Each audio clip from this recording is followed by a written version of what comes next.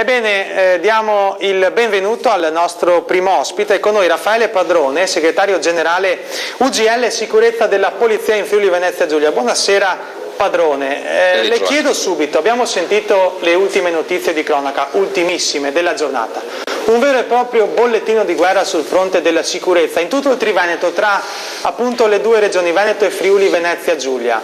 Come commenta queste notizie, oltretutto anche a seguito delle segnalazioni che ci arrivano dai telespettatori? Ma il problema di facile discussione è per me si conclude in 2 minuti. Io lo avevo già detto, con questa previsione chiudere oltre 270 uffici di polizia, presidi solo di polizia, poi ci sono quelli dei carabinieri, e il risultato non può essere che questo, e sarà sempre peggiore, perché in Italia non si fanno bambini, mancano le famiglie che riescono a mantenere i bambini, i figli, e quindi arrivano da altri paesi. Questo è il risultato, siamo sommersi da questa gente. Guardate quali sono i reati commessi da italiani, guardate quali sono i reati commessi da stranieri, lo dico senza se e senza ma, questo è il problema, sono dati Istat che ognuno può controllare.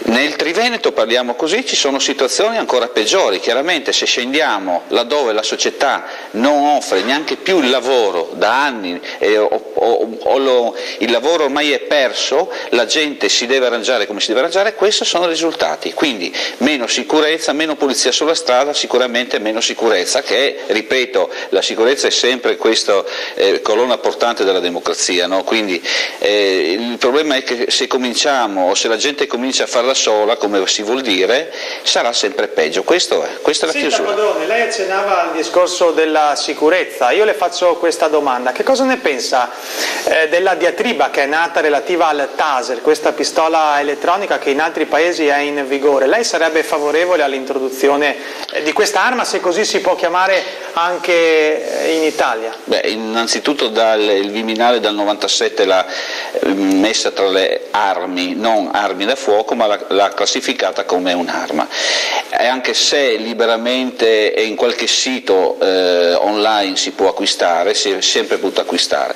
Vede, il problema di questo attrezzo, di questa arma, chiamiamola pure arma come è, ripeto, è una condizione un po' particolare, perché a noi mancano quei protocolli di intervento. Se a noi mancano le norme in cui si possano utilizzare questi strumenti, queste tipologie di arma, che diciamo subito, l'ONU, anche se viene usato da tutte le altre parti di Europa e fuori dall'Italia, l'ONU è contraria a questo utilizzo, perché in America e in Canada ha già fatto dei morti negli anni, Amnesty International lo stesso l'ha dichiarata un'arma letale. Quindi utilizzare per il poliziotto un'arma su un individuo che non conosciamo, un'arma che ha 2 elettrodi che partono e vanno a colpire la persona, se questa persona ha un pacemaker, io voglio sapere che fine fa questa persona. Allora, abbiamo avuto problemi già di intervento,